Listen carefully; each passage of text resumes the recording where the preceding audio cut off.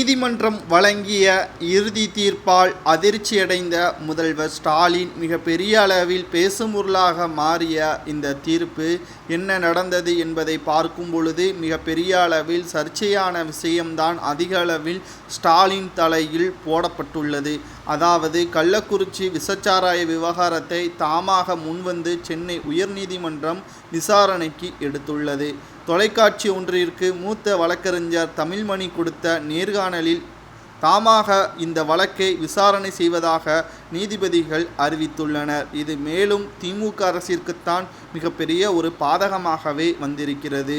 அதாவது கல்வராயன் மலையில் வேலைவாய்ப்பு இல்லாமல் உள்ளூர் வாசிகள் கள்ளச்சாராயம் காய்ச்சப்படுவதாகவும் கல்வராயன் மலைப்பகுதியில் எந்த வாய்ப்பும் இல்லாத காரணத்தினால்தான் சாராயம் காய்ச்சி விற்கும் நிலை உள்ளதாகவும் நீதிபதிகள் வேதனைகளும் தெரிவித்துள்ளார்கள்.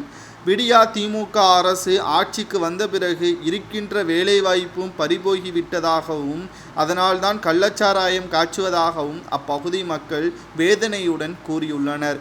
இது மட்டுமல்லாமல் கள்ளச்சாராய மலைப்பகுதி மக்களின் சமூக பொருளாதார சூழ்நிலை கருத்தில் கொண்டு இந்த விவகாரத்தில் தலையிட வேண்டியதாக உள்ளதாகவும் தமிழக தலைமைச் செயலாளர், மத்திய மாநில பழங்குடியினர் நலத்துறை, தமிழக டிஜிபி, சேலம் மற்றும் கள்ளக்குறிச்சி மாவட்ட ஆட்சியாளர்கள் இந்த விவகாரத்தில் பதிலளிக்கவும் நீதிபதிகள் உத்தரவுகளை பிறப்பித்திருக்கிறார்கள்.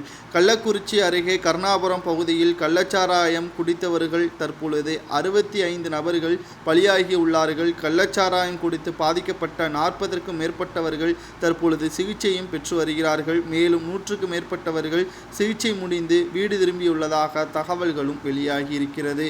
இந்த கள்ளச்சாராய விவகாரத்தில் சிபிசிஐடி போலீசார் வழக்கு பதிவு செய்து இதுவரை 21 பேரை கைது செய்துள்ளதாகவும் மேலும் இதில் 14 நபர்கள் திமுகவை சார்ந்தவர்கள் என்றும் தற்பொழுது தகவல்கள் ஒன்று வெளியாகியிருக்கிறது.